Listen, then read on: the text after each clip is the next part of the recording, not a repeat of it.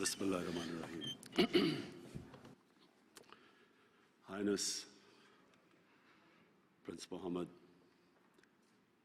Excellencies, first of all, I really want to congratulate you for this great initiative that you've taken.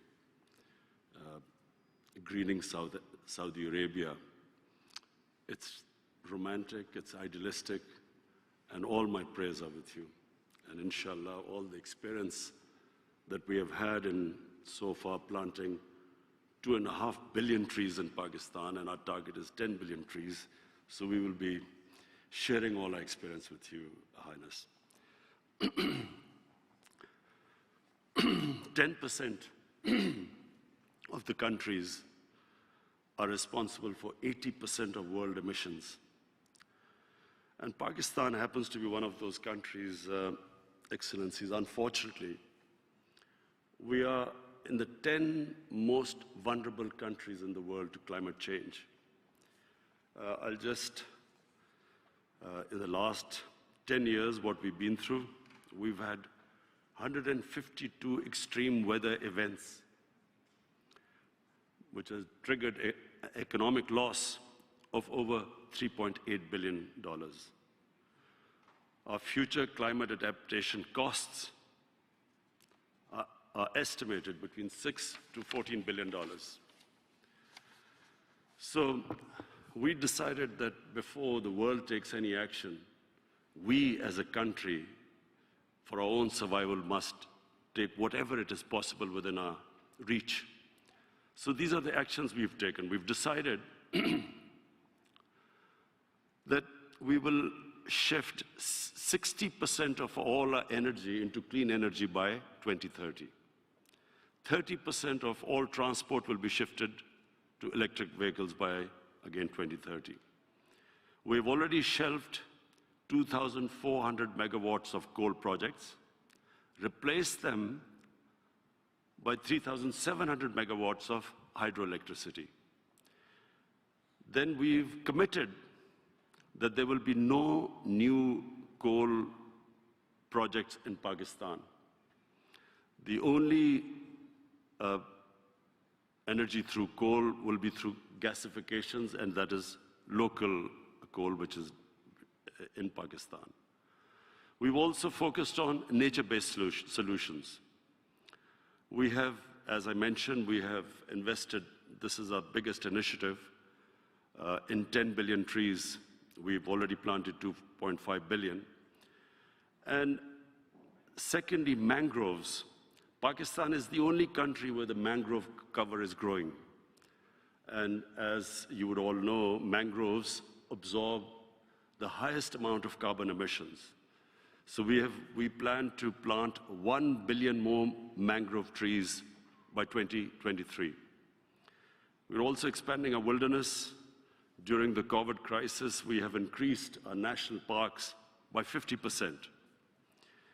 In the process, we have also provided green jobs, jobs that are related to improving our environment. 85,000 jobs we've produced, and by the next year, they should go up to 200,000.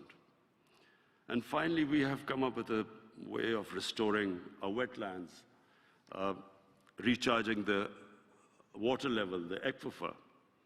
And this is through diversion of flood waters, which is, again, it's a new initiative that we have taken. Excellencies, the World Bank has put Pakistan as #1, the country that has used development finance and shifted it to climate-friendly trajectory. So 44% of all our financing has been climate-friendly. We have these initiatives how to finance our vision. And for that, we have, #1, we have green bonds.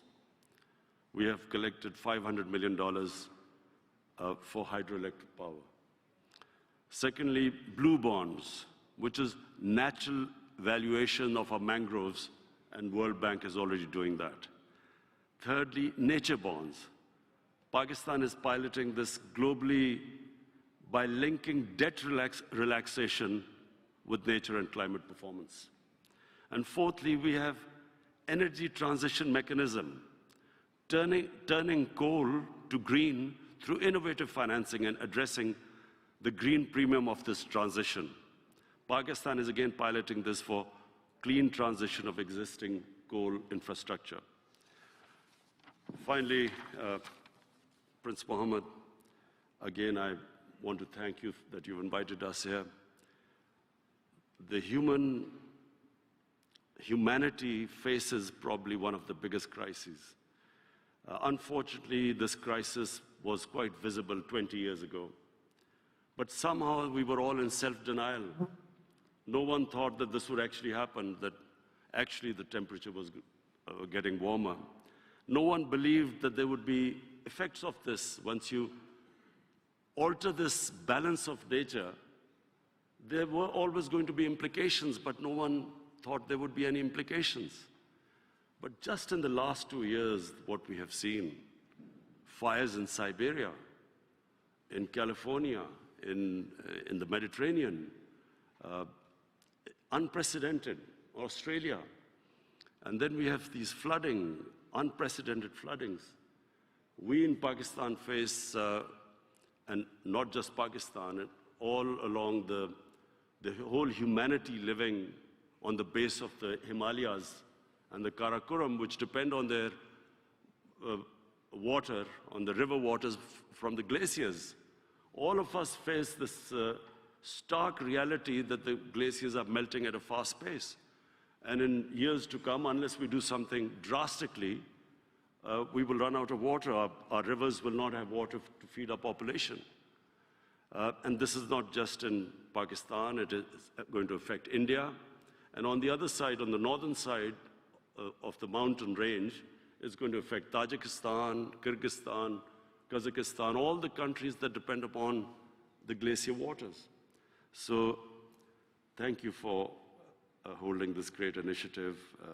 I want to thank you for inviting me. And I hope that all of us collectively take this challenge much more seriously than so far what we have done. Thank you.